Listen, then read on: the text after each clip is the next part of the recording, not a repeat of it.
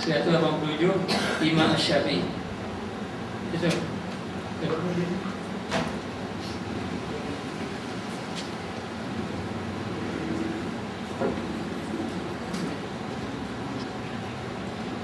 Bismillahirrahmanirrahim. Alhamdulillahirabbil alamin.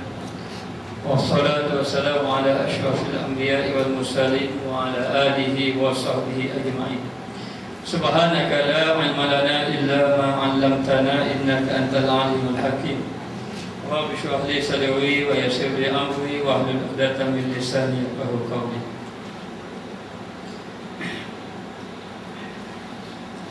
Kata Imam Syafi'i rahimahullah ta'ala menyebut, sesiapa yang ingin supaya Allah Ta'ala bukakan pintu hatinya dan memberikannya ilmu pengetahuan, maka hendaklah dia berkhalwah, yakni mengasingkan diri dan sedikit makan dan tidak bercampur gaul dengan golongan manusia yang bodoh serta sebahagian ahli ilmu yang tidak beradab dan tidak menginsafi diri. Jadi Imam Syafi'i rahimahullah ta'ala mengatakan bahawa siapa yang ingin Allah Ta'ala bukakan pintu hatinya agar ia ini menjadi orang yang sentiasa ingat kepada Allah, dan siapa juga yang ingin Allah Ta'ala beri ilmu pengetahuan kepadanya sehinggalah dia dapat memahami akan ilmu-ilmu agama dan menjadi amalan yang benar, maka hendaklah dia berkhalwah, banyakkan mengasingkan diri daripada orang ramai. Jadi disuruh kita berkhalwah, mengasingkan diri daripada orang ramai supaya kita dapat menjaga hati kita. Jadi bila kita menjaga hati kita, maka hati kita akan bersih apabila kita berkhalwah mengingati Allah. Maka ilmu ini tidak lekat kepada orang yang melakukan maksiat, sehinggalah dia ini melakukan ibadat kepada Allah.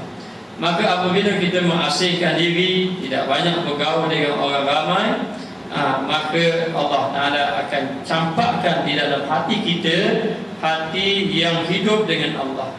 Dia panggil pintu hati itu terbuka.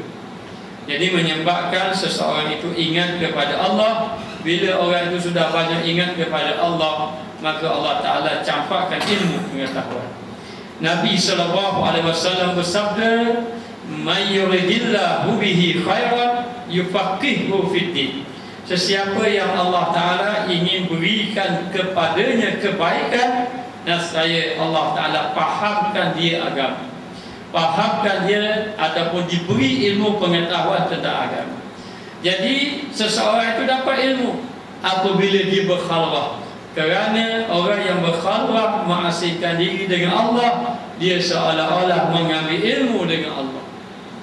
Adapun kita masuk kuliah ilmu ini mengambil ilmu dengan manusia, dengan orang alim. Tetapi orang yang berkhalwah dengan syarat ketika dia berkhalwah, sama ada dia berzikir atau bertafakur, ataupun kedua-duanya sekali. Tapi kalau dia duduk saja termenung di dalam bilik khalwahnya, maka tak dapat apa-apa. Tak dapat apa-apa. Tapi kalau dia duduk bilik itu, dia berzikir, dia bertafakur, ataupun bertafakur sembahyang, berzikir sembahyang, nanti Allah Ta'ala campakkan ilmu. Campakkan ilmu di dalam hatinya, dan dalam waktu yang sama untuk dibukakan pintu ilmu, disuruh juga kita sedikit makan. Jangan makan terlalu banyak, kerana makan terlalu banyak ini membebalkan akal. Bahkan disuruh kita sedikit makan. Maka Imam Syafi'i menyuruh kita agar jangan banyak makan. Sebab itulah setengah-setengah tuan-tuan guru, syekh-syekh tarekat menyarankan bahawa ketika kita ingin beribadah, sama ada kita ingin sembahyang ataupun membaca Al-Quran ataupun menuntut ilmu, biar perut kita kosong ataupun perut kita biar ada lapar. Maknanya kerana lapar ini dapat memudahkan kita mendapat ilmu pengetahuan. Namun demikian pernah berlaku kepada Imam Syafi'i. Satu hari Imam Syafi'i pergi rumah Imam Ahmad Ibn Hanbal. Jadi Imam Ahmad Ibn Hanbal ni anak murid Imam Syafi'i, tuan guru dia.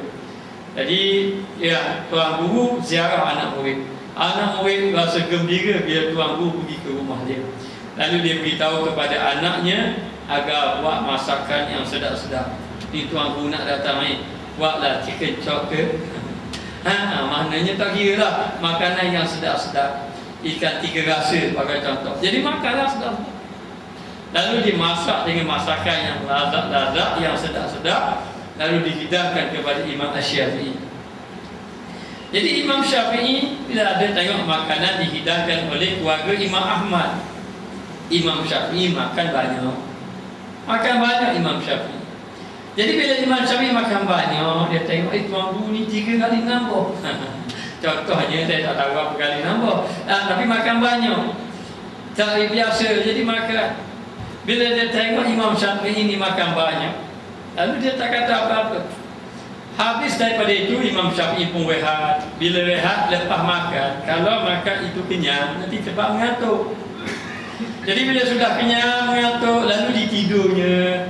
Mana Imam Syafi'i tidur. Jadi lepas makan, Imam Syafi'i duduk, kemudian tidur. Lepas pada tidur, bangun terus sembahyang, tak ambil wudu. Jadi anak dia pun pelik, tanya Imam Ahmad. Anak Imam Ahmad tanya, dia kata saya tengok Imam Asy-Syafi'i, dia tu yang pertama makan banyak, sedangkan Nabi itu makan sedikit. Imam Syafi'i ni orang yang ikut Nabi, tapi kenapa makan banyak? Sedangkan Nabi makan sedikit. Yang kedua, kan Nabi kan dia larang makan banyak kerana nanti jadi malas beribadat, nanti banyak tidur. Jadi Imam Syafi'i makan banyak, tidur pula. Kemudian pula dalam mazhab Imam Syafi'i, kalau tidur nanti batal wudu. Nanti Imam Syafi'i sudah tidur, bangun-bangun tak ada ambil sembahyang, terus sembahyang. Lalu dia tanya Imam Ahmad. Imam Ahmad kata, aku pun tengok pelik juga. Tapi nak tanya tuan guru tak berani tanya. Tak apalah, tanyalah juga tanya. Tanya Imam Syafi'i. Lalu Imam Syafi'i menjelaskan bahawa kamu tengok aku ini makan banyak, sedangkan sebelum ini aku ini tidak makan. Kemudian makan sedikit sangat. Hari ini aku makan banyak sebab apa? Sebab aku makan banyak kerana makanan itu dihidang oleh Imam Ahmad bin Hanbal. Makanan itu daripada rumah Imam Ahmad bin Hanbal. Maka bila makanan itu daripada orang yang macam Imam Ahmad bin Hanbal, maka makanan itu ada barakah banyak. Kalau yang menghidang itu orang yang soleh, kalau orang yang menyediakan makanan itu orang yang soleh, maka barakah itu ada pada makanan. Jadi nak dapat barakah banyak, makan banyak. Ipo-ipo kita ni makan banyak ni nak cari barakah banyak ni. Maknanya kalau tanya kenapa makan banyak, kita mazhab Syafi'i makan banyak. Kemudian Imam Syafi'i pula lepas daripada itu dia tidur. Imam Syafi'i tidur. Sebenarnya Imam Syafi'i tidak tidur. Dia baring saja, tidak tidur. Dalam dia baring itu dia dapat menyelesaikan 1000 masalah agama, 1000 ke 100 begitu. Maknanya dapat menyelesaikan banyak masalah agama ketika dia duduk dalam baring. Maka dia tak tidur, dia baring saja tak tidur, nampak saja tidur. Oleh kerana dia tidak tidur, maka dia pun bangun sembahyang kerana wuduknya tidak batal.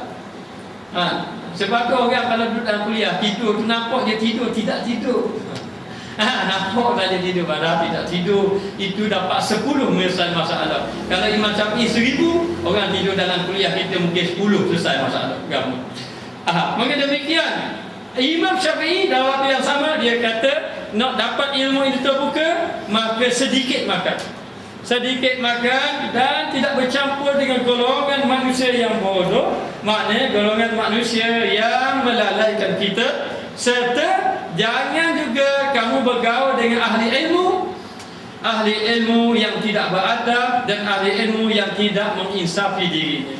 Maknanya jangan juga kamu bergaul dengan orang-orang alim yang menyombong diri, orang alim yang mereka itu sibuk dengan dirinya ataupun membesarkan diri dan sebagainya. Maka Imam Al-Ghazali melarang. Maka kalau kita berkawan dengan orang-orang yang soleh, kemudian kita tidak bercampur dengan orang-orang yang boleh merasakan kita, akan terbuka pintu ilmu Allah Ta'ala beri kepada kita.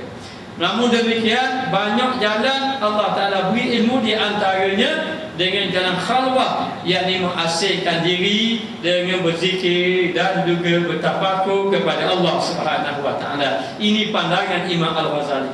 Namun di sana ada pandangan Imam Syafi'i. Ini Imam Syafi'i. Namun ada pandangan daripada Imam Al-Ghazali mengenai khalwah, mengasingkan diri. Bahkan Imam Al-Ghazali sendiri pun ketika dia sudah masyhur, ketika dia sudah hebat, namanya terkenal, namun Imam Al-Ghazali telah berkhalwah untuk menjaga dirinya agar tidak lalai kepada Allah Subhanahu wa taala. Lalu Imam Al-Ghazali rahimahullah taala menyebut faedah berkhalwah ataupun kepentingan berkhalwah ialah menolak kelalaian. Kalau kita banyak bergaul, sebenarnya banyak lalai. Jadi dikatakan kita berkhalwah supaya kita tidak lalai dan juga dapat memelihara pendengaran dan penglihatan, yang mana kedua-duanya itu merupakan lorong menuju hati. Kalau hati, kalau dengan mendengar yang baik, hati melihat, mata melihat yang baik, maka hati jadi baik. Tapi kalau telinga dengar yang tidak baik, maka mata melihat tidak baik, maka hati jadi tak baik. Maka yang disuruh menjaganya hati. Inna fil jasadi mudghah, dalam tubuh badan kamu ada seketul daging. Idza salahat salahat jasadu kullu, wa idza fasadat jasadu kullu, ala wa hiya qalbu. Dalam tubuh badan kamu ada seketul daging. Kalau elok-elok habis, kalau rosak-rosak habis. Seketul daging itu adalah hati. Lalu dikatakan hati ini dihiasi. Tengok apa yang masuk padanya. Masuk ikut mana? Masuk ikut mata dan ikut telinga, ikut penglihatan dan ikut pendengaran. Wa ja'ala lakumus sam'a wal absara wal afidah. Allah Taala menjadikan pendengaran dan penglihatan dan hati. Maknanya pendengaran, penglihatan masuk dalam hati. Masuk dalam hati. Jadi dengan pendengaran dan penglihatan ini, kalau kita gunakan ke arah kebaikan, maka hati jadi bersih. Tapi kalau kita dengar hak tak molek, kalau kita dengar tak molek, maka hati kita ni akan pegang hak tak molek. Maka dengar tak molek, lepas tu lihat pula hak tak molek. Akhir sekali hati jadi rosak. Kita dengar keaiban orang, lalu kita tengok keaiban orang. Oh, orang ni pasal macam ni, maka hati kita jadi rosak. Sebab apa? Sebab banyak bergaul. Lalu katanya pergaulan tadi, kalau kita jauhkan daripada bergaul, kita dapat tolak benda-benda yang boleh merosakkan hati. Hati itu umpama kolam yang dipenuhi dengan air yang kotor. Hati itu umpama kolam. Nanti kolam itu tengok isi. Kalau kita isi dengan air yang bersih, maka kolam itu bersih. Tapi kalau air kolam itu diisi dengan air yang kotor, maka kolam itu menjadi kotor. Maka menjadi kotor, menjadi keruh, menjadi penuh dengan keladak daripada sungai panca indera. Jadi daripada hati ini yang kotor, yang keruh, ni akhir sekali akan membawa kepada anggota-anggota yang lain pun jadi keruh juga. Keruh juga. Itu kotor, maka kalau ada apa-apa di dalamnya jadi kotor belaka. Maka hatinya itu sudah kotor, dengan arti kata penuh dengan kekeruhan dosa dan maksiat. Akhir sekali bila hati itu tidak bersih, maka membawa kepada lain yang tidak bersih. Maka tujuan riyadhah, maka kita duduk khalwah kena ada riyadhah. Apa makna riyadhah? Riyadhah ni ada latihan. Kena ada latihan. Nak ingat Allah ada latihan. Ingat Allah ni macam mana nak ingat Allah? Latih Allah, ingat pada Allah. Jadi ia merupakan riyadhah. Dia riyadhah mana? Riyadhah kita nak ingat Allah tengah orang ramai, tengah main bola sepak, payah nak ingat Tuhan. Maknanya tengok-tengok duduk pasar payah. Waktu dikata latih lu kamu duduk di tempat sunyi supaya ingatkan kepada Allah Subhanahu wa taala. Lalu dikatakan bahawa tujuan riyadhah ialah untuk mengosongkan kolam tadi daripada air tersebut. Jadi dibersihkan. Bila kita duduk seorang, kita berkhalwah, kita zikir, kita tafakur, jadi benda penyakit kotor ni akan dikeluarkan. Jadi begitu. Orang yang faham apa ni, berkhalwah ni ibarat kolam yang kotor tadi dibuang air kolam tadi, air tasik tadi, kemudian diisi dengan air-air yang bersih. Lalu dikatakan bahawa mengosongkan kolam tadi daripada air tersebut dan keladak tanah yang terhasil sekaligus menjadikan asal kolam itu mengalir jernih. Jadi kolam tadi jernih, hati tadi jadi bersih. Ia akan mengeluarkan air yang bersih lagi suci. Akhir sekali dalam hati kita, jadi hati kita bercahaya akan datang yang baik-baik, yang bersih-bersih. Baik, benda kotor kita kena bersihkan. Kalau kolam ataupun air, kalau kita bersih-bersih kita buang balik akan terisi. Kalau air itu air jenis mata air ataupun ada sungai, ada mata air bawah. Kalau atas tu keladak kita buang air, akhir kali air yang bawah naik jadi bersih balik. Maka demikianlah. Dalam hati kita ni macam-macam penyakit ada. Dalam hati kita macam-macam penyakit. Jadi bila macam-macam penyakit kita bersihkan, kita buang, kita tolak penyakit tadi yang ada dalam hati. Penyakit hasad, penyakit takabur, penyakit ujub, penyakit riak dan macam-macam penyakit tadi kita tolak. Dengan kita berzikir tolak. Akhir sekali yang tinggal adalah hati yang bersih. Mana mungkin seseorang itu mampu untuk mengeringkan air dari kolam sedangkan aliran sungai terbuka ke arahnya. Macam mana kita nak bersihkan kalau benda yang masuk dalam panca indera kita daripada pendengaran, penglihatan tadi, benda yang kotor. Macam mana kita nak bersihkan hati? Walau bagaimanapun air yang masuk pasti lebih banyak daripada air yang dikeluarkan. Maka kalau benda tu kotor, keladak, keruh, kita nak bersihkan, kita nak buang air keruh, kita masuk air lain. Mana yang kena banyak? Air yang baru, yang bersih tu kena banyak daripada yang keruh. Sebab tu kena zikir banyak. Tak banyaknya 70,000 je, 70,000, 100,000 zikir. Maknanya kata sungguh Tuan Syekh kata ustaz kena zikir 70,000. Lemah sangat. 70,000. Jadi memang kena masuk banyak. Sebab apa? Sebab masuk banyak tu sebab kotoran tu dah banyak. Jadi kotoran banyak, air itu yang kotor. Kita nak bersihkan, mesti air yang bersih kena banyak pada yang kotor. Maka demikianlah dikatakan. Kalau nak zikir banyak-banyak mana boleh gaul ramai. Gaul ramai. Macam mana kita nak zikir banyak-banyak? Tak boleh. Sebab tu dia suruh keluar zikir. Maka dikatakan bahawa sememangnya dia perlu memperbetulkan panca inderanya yang sekadar terdaya bersihkan panca inderanya supaya panca inderanya bersih. Perkara tersebut tidak akan sempurna melainkan dengan khalwah, kena asihkan diri, kena ada penumpuan betul-betul, tumpu betul-betul untuk membersihkan hati. Setelah itu selamat daripada penyakit. Lalu selamatlah penyakit, bukan penyakit darah tinggi ni. Penyakit darah tinggi, penyakit kecil manis, lagi penyakit apa lagi, macam-macam penyakit. Bukan penyakit itu. Ahli sufi memandang penyakit itu tak kronik, tak berat. Kita memang dah ustaz ni darah tinggi-tinggi.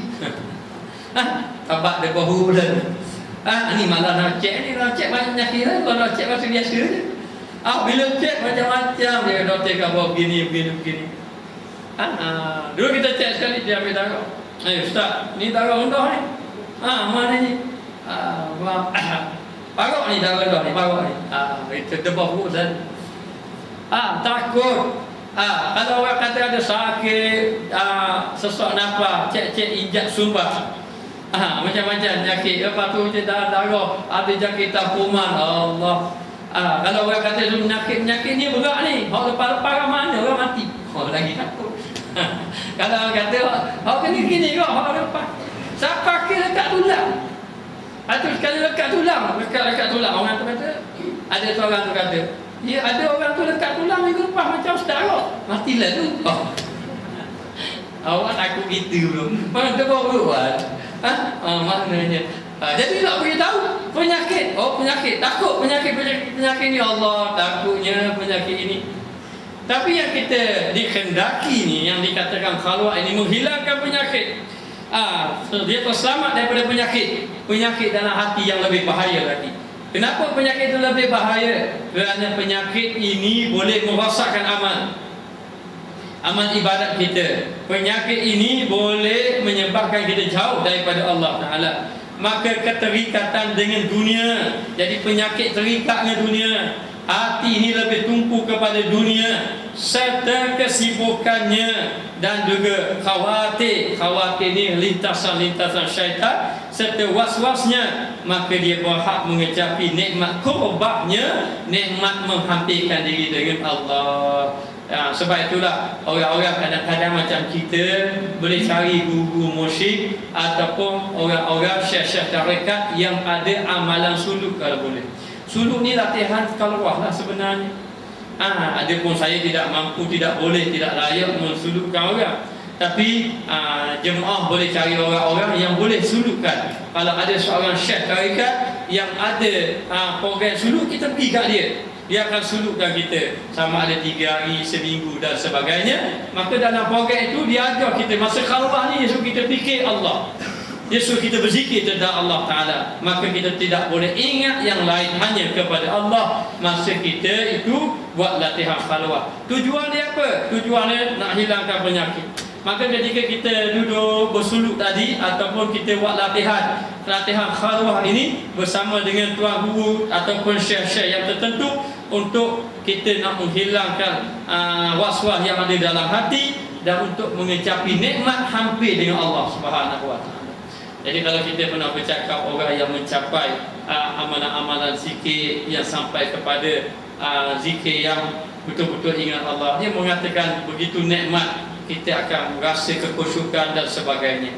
Lalu dikatakan bahawa menyebabkan seseorang yang berkhalwah ini, dia ini boleh menerima ilmu laduni. Ilmu laduni ini ilmu yang didatangkan daripada Allah, secara langsung daripada Allah.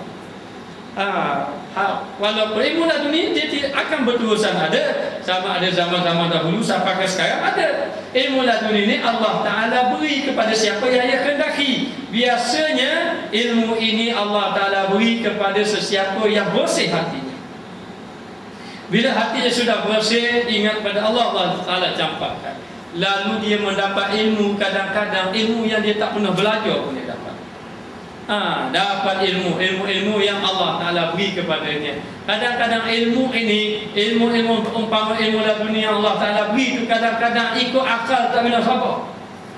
Ikut akal tak benar siapa. Imam Syafi'i dalam kitab Muwatta dia menghafal 2-3 hari je hafal habis satu kitab hafal. Kita 2-3 hari habis satu kitab pasti. Maknanya nak suruh hafal tak mampu nak hafal. Lalu berlaku kepada Imam Al-Bukhari. Satu hari Imam Bukhari ni dia pergi di kota Baghdad. Jadi di kota Baghdad ini nak beritahu kalau orang nak iktiraf orang ni alim tidak alim, pergi kota Baghdad. Kerana di sana berkumpul ulama-ulama yang hebat-hebat, maka siapa yang pergi ke sana dia akan diuji, akan dites sekali, buat ujian, imtihan, pressure sekali tengok orang ni alim tidak alim. Lalulah Imam Bukhari itu diuji oleh kalau tak silap 10 ulama hadis. 10 ulama hadis. Jadi 10 ulama hadis duduk depan dia menjadi hakim, dia duduk seorang, lalu ulama hadis dia tanya dia. Atas seorang 10 hadis, maka 10 orang 100 hadis. Daripada hadis ni dia bertanya, wah Imam Bukhari, kamu tahu tak? Imam Bukhari kata aku tak tahu. Lepas tu tanya lagi 10 orang, Imam Bukhari kata aku tak tahu. Tak tahu belaka. Padahal Imam Bukhari ni alim.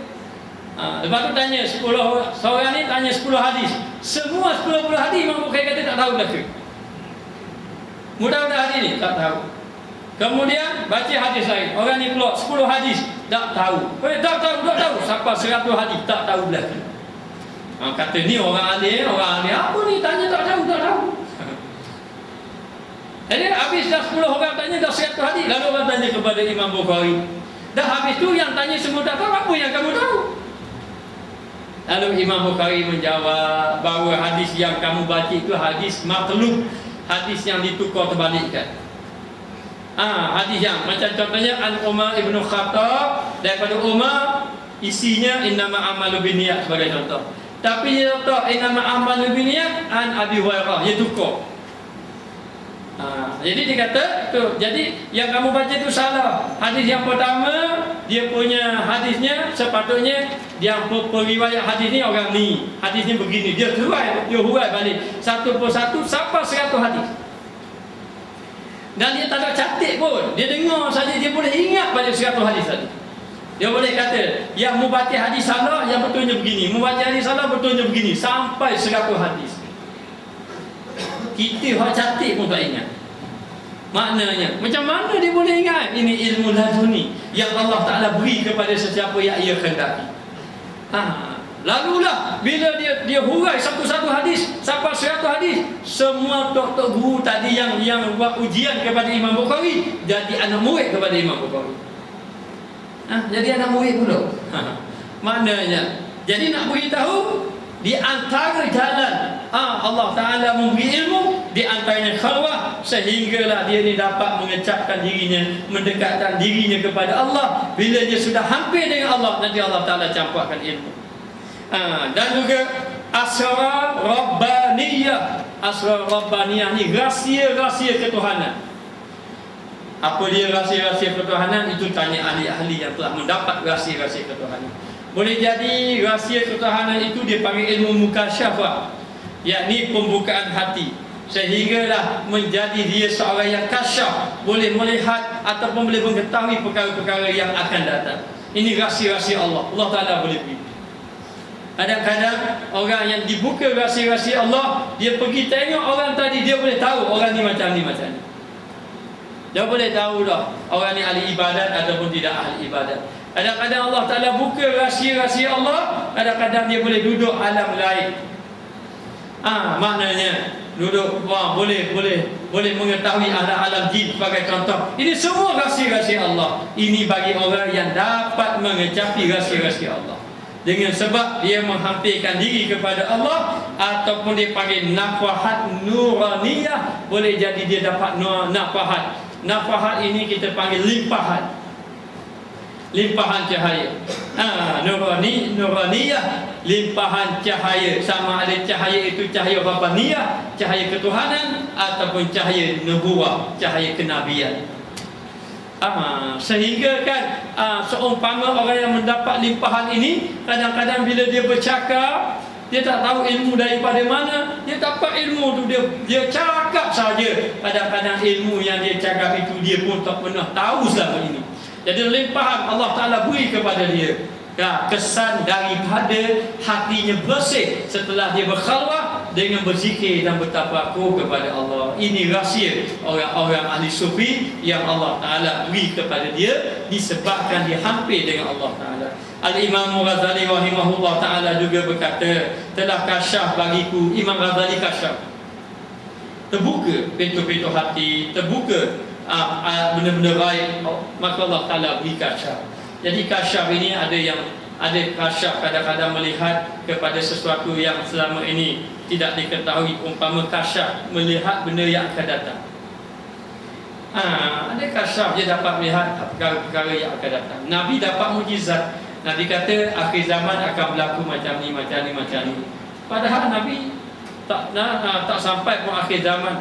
Apa yang berlaku zaman kita, Nabi sudah beritahu 1400 tahun dulu lagi. Nabi dah beritahu. Maknanya Allah Ta'ala ini pada Nabi dan kepada orang-orang soleh, wali-wali Allah, orang-orang yang dibersihkan hati. Kadang-kadang Allah Ta'ala buka kasyaf. Allah Ta'ala buka kasyaf sehingga dia dapat mengetahui perkara yang orang lain tak tahu. Orang lain tak tahu dia pun apa, macam mana dia. Kasyaf. Lalu dikatakan bahawa Imam Ghazali dia berkhalwah. Dalam khalwah dia karang kitab Ihya Ulumuddin, dia karang kitab kasyaf. Dan maka telah kasyaf bagiku semasa berkhalwah pelbagai perkara serta bentuk-bentuk perbincangannya yang tidak mungkin untuk dihitung. Macam-macam dia dapat. Perbahasan-perbahasan ilmu boleh jadi, ataupun perkara-perkara rahsia-rahsia Allah banyak nak dihitung oleh Allah Ta'ala buka. Apabila seorang tadi dia ini berkhalwah kepada Allah. Sebab tu kalau kita nak mendekatkan diri dengan Allah, jalan yang terbaik khalwah. Orang-orang muda yang sibuk bekerja mungkin payah, tapi orang-orang yang pencen, yang tak ada apa-apa, baik dia berkhalwah di rumah, berzikir dan bertafakur. Kalau duduk di kedai kopi memang tak ada khalwah dah. Memang payah dah, sembang dah, memang payah. Duduk berkhalwah, dia berzikir dan juga bertafakur. Lalu dikatakan bahawa apabila Imam Al-Ghazali ini dia berkhalwah, dia asingkan diri pada orang ramai, lalu Allah Ta'ala buka dia. Buka dia macam-macam perbahasan perbincangan. Apa yang telah aku sebutkan adalah bertujuan untuk memberi manfaat. Bukan nak cerita Allah Ta'ala beri aku kasyaf, bukan, tidak. Tapi nak beritahu manfaat orang yang berkhalwat. Sebab tu kalau kita kaji orang-orang yang soleh-soleh, ulama-ulama yang muqarrabin, ataupun yang muttaqin, ataupun yang rasikhin, yang betul-betul dekat dengan Allah, terdiri daripada imam-imam yang besar-besar, kebanyakan mereka itu berkhalwat. Lalu lepas khalwat Allah Ta'ala memberi ilmu-ilmu yang kadang-kadang tak dapat diterima oleh akal. Allah Ta'ala beri kepada orang-orang yang ia kehendaki. Nak hafal macam mana 3 hari langsung jadi tak sah hafal macam mana? Ini semua lagu ni pemberian daripada Allah Ta'ala belaka. Sesungguhnya secara yakin aku mengetahui bahawa ahli sufi orang yang membersihkan hati. Sebab tu kita dalam ibadat mesti melalui jalan salih, jalan kesufian mesti lalu. Kadang-kadang susah, saya sendiri pun banyak tak faham jalan-jalan sufi. Kadang-kadang kita tersalah adab dengan guru. Kadang-kadang kita tertinggal zikir yang guru tak diberi. Kadang-kadang macam-macam perjalanan kita. Kadang-kadang rasa berat. Sufi ni bukan ringan. Tidak, kalau kita baca ulama-ulama dahulu, dia mentadbiyah Imam Al-Ghazali sendiri kena basuh kandang kuda. Ketika mana kita jadi ulama basuh kandang kuda? Basuh kandang kuda tu jual apa? Ni nak bersihkan hati, nak bersih kesombongan. Kita ni sebenarnya sombong banyak sebenarnya. Nak bersih hati payah. Kadang-kadang kena buang baju kesombongan. Mana jangan tak pakai baju. Apa tak pakai baju? Okay, pakai baju sombong dah. Baju kesombongan buang. Al-Shibli, seorang governor, lalu berjumpa dengan Syekh Junaid Baghdadi, menjadi peminta sedekah kerana diarah oleh Junaid Baghdadi. Jadi peminta sedekah dulu ahli esku. Maknanya orang pernah habis, tapi kerana nak mentadbiyah, maka itulah ahli sufi. Maka mereka yang salih, yang berjalan pada jalan Allah Ta'ala yang khusus, perjalanan hidup mereka adalah sebaik-baik perjalanan. Imam Ghazali sendiri pun dia dah berkawan. Dia berkawan dengan ahli-ahli tauhid, orang-orang ahli tauhid. Dia tengok orang ahli tauhid ni banyak perbahasan begini-begini. Lalulah dia berkawan dengan orang ahli fiqh. Dia kawan dengan orang ahli fiqh banyak hukum orang. Orang ni tak betul, ni betul, ni betul tak betul. Dia berkawan dengan ahli sufi. Ahli sufi dia kawan orang yang memandang diri sendiri. Dia kawan dia pandang diri sendiri. Dia kata perjalanan yang betul lah perjalanan ahli sufi. Dia tengok perjalanan yang betul. Lalu Imam Ghazali sendiri mengatakan sebaik-baik perjalanan adalah perjalanan ahli sufi. Maka dia kata hidup mereka lah sebaik-baik perjalanan, jalan yang paling betul, serta akhlak mereka akhlak yang paling bersih. Lalu dilihat kalau dibandingkan dengan ahli fiqh, ahli tauhid, ahli tasawuf, maka ahli sufi, ahli tasawuf itu melihat bahawa akhlak mereka lebih halus, lebih bersih. Ini nak beritahu kesan daripada mereka berkhalwat, berzikir dan sebagainya. Bahkan sekiranya dihimpunkan segala akal cerdik pandai, baik, kalau dah dipanggil ulama-ulama fiqh, himpun ulama-ulama yang cerdik pandai. Ulama-ulama yang cerdik pandai terdiri daripada ulama fiqh, ulama tasawuf, ulama tafsir, ulama hadis dan sebagainya, ulama-ulama yang lain. Himpun semua akal orang yang cerdik pandai dan kebijaksanaan para ulama. Panggil orang-orang ahli ulama yang bijaksana, serta ilmu ahli ulama yang orang-orang ahli yang banyak ilmu, yang berdiri di atas rahsia syariat, tapi duduk atas syariat saja, duduk pegang dengan akal, dengan ilmu yang banyak, untuk tujuan mengubah sesuatu mengubah satu perjalanan dan akhlak mereka, serta menjadikannya lebih baik daripada yang sedia ada. Saya tidak ada lagi lorong bagi mereka untuk mengubahnya. Tak boleh nak ubah, tidak boleh nak mengubah. Sebab itu dikatakan bahawa ahli-ahli tauhid, ahli-ahli fiqh, ulama-ulama yang duduk atas syariat tidak mampu mengubah masyarakat. Sebab itu kalau kita membaca kisah ulama-ulama dahulu yang mengubah masyarakat, menjadi masyarakat bertaubat, menjadi masyarakat insaf pada Allah, menjadi masyarakat ibadat pada Allah yang terdiri di atas ulama-ulama sufi. Bacalah kisah Syekh Junaid Baghdadi, bagaimana bila Syekh Junaid Baghdadi menyampaikan syarahan sehingga kan orang ramai mana yang bertaubat kepada Allah. Lebih-lebih lagi Syekh Abdul Qadir Al-Jilani apabila dia berceramah sehingga kan orang sampai kepada orang kafir, ribuan manusia masuk Islam.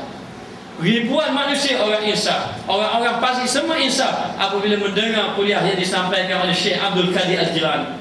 Jadi nak beritahu, sejarah telah membuktikan bahawa orang-orang ahli sufi inilah yang banyak mengubah masyarakat, mengubah dia sehingga kan kepada akhlak yang buruk menjadi akhlak yang baik. Ada pun ulama yang duduk atas syariat sahaja, dia tidak mampu mengubah, hanya sekadar memberi maklumat ilmu saja, kerana mereka duduk atas jalan syariat sahaja. Jadi kemanisan tak dapat. Kalau kita makan buah mata kucing, tak dapat kulit saja. Jadi ahli sufi ini ibaratnya mereka memberi isi, bau rasa manis. Maka dikatakan bahawa semua harakat dan sukun, semua harakat, pergerakan dan suku duduk diam, bergerak dan berdiam, mereka sama ada zahir ataupun batin. Siapa mereka itu? Ahli sufi, zahir ataupun batin, dicedok daripada nur, daripada nur mishkah nubuwah. Jadi dicedok daripada cahaya kenabian. Maknanya cahaya apa ni? Daripada cahaya daripada cahaya Nabi, asal daripada cahaya Nabi. Ibaratnya diletakkan satu daripada satu bekas. Jadi daripada bekas ini macam pelita, daripada pelita itu pun akan memancar cahaya-cahaya lain. Jadi gambaran pelita cahaya itu daripada cahaya kenabian. Jadi mereka itu menyampaikan ilmu daripada cahaya Nabi. Sebab itu dikatakan dia panggil ada sanad, ada rantaian antara ahli sufi itu, dia ada rantaian kepada Nabi. Maka bila sahaja menyebarkan cahaya Nabi, maka cahaya Nabi ini apabila masuk dalam hati manusia, menyebabkan manusia akan dapat berubah. Lalu dikatakan bahawa banyak ulama-ulama ahli sufi yang dahulu, mereka itu berdakwah, mereka itu menyampaikan ilmu, dalam waktu yang sama mereka itu berkhalwah kepada Allah. Kerana apa? Kerana apabila saja seseorang itu ataupun sama ada ulama-ulama itu ataupun dai, orang yang menyebarkan agama Allah, pendakwa, apabila dia menghidupkan hatinya, boleh jadi dengan cara dia berkhalwah dan berzikir, bertafakur, akan menyebabkan hatinya itu bercahaya, lalu cahaya ini memberi limpahan kepada orang-orang yang mendengar.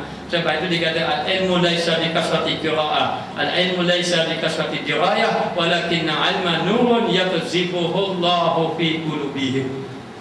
Ilmu itu bukan kerana banyak baca dah. Ilmu itu bukan kerana banyak kajian. Ilmu itu bukan banyak cerita. Banyak cerita, banyak ilmu. Ilmu itu banyak kajian. Banyak kajian. Ulama ni kata gini, ulama ni kata itu, bukan ilmu lagi. Ilmu ni kerana banyak baca, sikit-sikit sandar dalam kitab ni, kita ni banyak. Itu bukan lagi ilmu. Habis itu ilmu walakinna 'ilma nurun yaqzifuhu Allah fi qulubihim, akan tetapi ilmu adalah cahaya yang dicampakkan ke dalam hati manusia. Kadang-kadang orang yang benar-benar berilmu itu, kadang-kadang dia cakap sedikit saja, tak pesan dalam hati. Tapi kalau cahaya itu, ilmu itu tidak ada cahaya, walaupun banyak rujukan, walaupun banyak dalil, walaupun banyak perbahasan, tapi tidak memberi kesan apa-apa. Jadi ahli sufi ini, dia ini menyampaikan ilmu yang diambil daripada cahaya hati, sehingga mereka bercakap tidak sandar kepada ilmu, tapi bersandar kepada pemberian yang Allah Ta'ala beri kepadanya.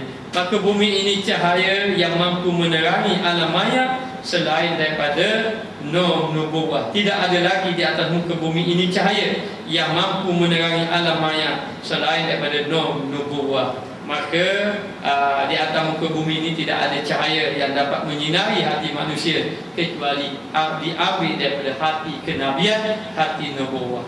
Sebab itulah bila sampai je cahaya Nabi ke dalam hati-hati manusia yang dibawa oleh ahli-ahli sufi ini, akan menyebabkan orang-orang tadi akan dapat merasa kenikmatan dia menghampirkan diri dengan Allah Subhanahu Wa Taala. Tapi di situ persoalan, macam mana nak dapat cahaya Nabi? maka disuruh oleh ulama-ulama, baik Imam Al-Ghazali, baik Imam Asy-Syafi'i, mereka berpendapat bahawa di antara jalan, Imam Syafi'i kata kurangkan makan, jangan banyak bergaul dan banyakkan berkhalwah, mengasihkan diri, lalu memperbanyakkan berzikir kepada Allah Subhanahu wa taala. Syekhul Akbar rahimahullah taala, ni Ibnu Arabi, Syekhul Akbar, berpendapat mengenai khalwah ini. Syekhul Akbar Muhyiddin Ibnu Arabi rahimahullah taala menyebut, sesungguhnya orang yang bersedia menuntut kelebihan dan yang membentangkan dirinya untuk menerima pemberian kemurahan dengan kemurahan wujud, apabila mereka melazimi khalwah dan zikir, mengosongkan hati daripada fikir serta duduk dalam keadaan fakir yang tidak memiliki sesuatu di hadapan pintu Tuhannya, nescaya di saat itu dia akan dianugerahi Allah Ta'ala ilmu terhadapnya, asrar ilahiyah, rahsia-rahsia ketuhanan, dan makrifat rabbaniyah, pengenalan kepada Tuhan yang maha tinggi, yang rabbaniyah, yang Allah Ta'ala sendiri telah memuji hamba-Nya Nabi Allah Khidir melalui firman-Nya. Jadi Nabi Allah Khidir ni Allah Ta'ala beri rahsia-rahsia ilahiyah dan ilmu-ilmu makrifat mengenal Allah Ta'ala. Baik, kalau kita tengok Nabi Khidir dengan Nabi Musa, kalau kita faham Nabi Musa memang kedudukannya Nabi, dah bahkan Rasul. Rasul. Jadi Nabi Musa ini Rasul, ada umat yang menyampaikan risalah. Tetapi Nabi Khidir ini ada ulama mengatakan dia Nabi, tidak Rasul. Tetapi Nabi Musa dia belajar dengan Nabi Khidir. Kenapa? Kerana ilmu ni dia ada dua sebenarnya. Satu ilmu zahir, satu ilmu batin. Ada orang awam yang orang kampung saja, dia pakai biasa saja, tak pernah pakai jubah serban, maknanya tebal-tebal, tak pernah, hanya pakai plekat baju Melayu je, piah je saja. Tapi batin dia ingat Allah Ta'ala banyak, maka ini orang ahli ilmu. Berbeza dengan ada orang yang ilmu zahir banyak tapi batin dia kurang. Kadang-kadang orang-orang yang Allah Ta'ala beri ilmu ni tidak semestinya dia ulama, orang biasa pun boleh. Bahkan boleh dikatakan banyak orang biasa. Lalu orang kata, apa Imam Ghazali belajar dengan Syaiban? Imam Ghazali tuan guru dia Syaiban. Syaiban tu siapa? Ra'i. Ra'i tu siapa? Pengembala kambing. Imam Syafi'i ni orang besar. Orang besar, ulama besar. Maknanya kalau sebut Imam Syafi'i orang kenal, mana tu guru dia? Mana nak tengok tu guru dia? Tengok tu guru dia gembala kambing. Itu Imam Syafi'i kita. Lepas tu bila Imam Syafi'i duduk atas depan tok guru dia penggembala kambing, Imam Syafi'i kena arah macam budak-budak. Tok guru dia kata, no, pergi ambil. Jadi Imam Syafi'i ni kadang-kadang kena marah, kadang-kadang kena arah, sedangkan dia imam. Maknanya mempunyai anak murid ramai beribu-ribu, tapi bila duduk depan gembala kambing, kena arah, kena marah. Lalu orang kata, aku tengok kamu Imam Syafi'i di hadapan Syaibah penggembala kambingmu ni macam budak-budak. Dia kata, aku memang layak jadi budak-budak depan dia. Apa hebat Syaibah ini? Apa hebat Syaibah? Kakak kita ada. Boleh mengeluarkan fatwa macam Imam Ghazali, Imam Syafi'i dah. Tetapi hebatnya ilmu batin, ilmu ingat.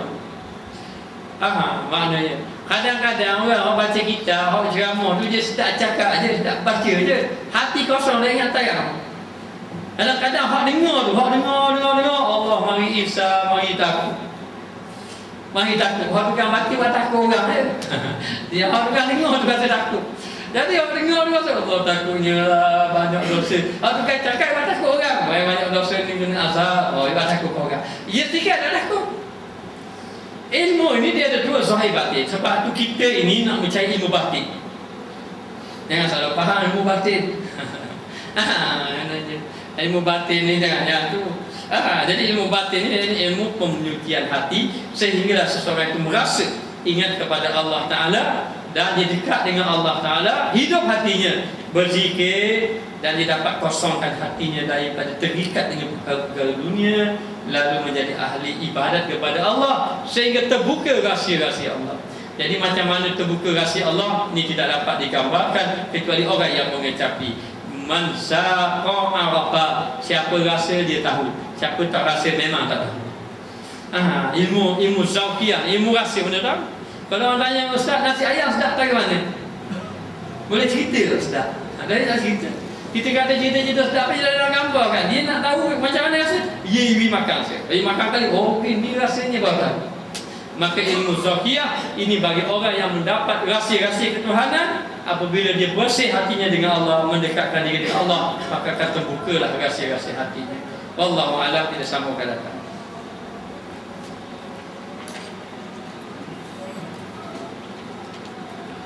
Bismillahirrahmanirrahim. Rabbana zalamna anfusana wa illam taghfir lana wa tarhamna lanakunanna minal khasirin. Allahumma alimna ma jahilna, Allahumma warithna 'ilman nafi'an warzuqna fahman tayyiban. Wa sallallahu ala sayyidina Muhammad wa ala alihi wa sahbihi wasallam. Walhamdulillah.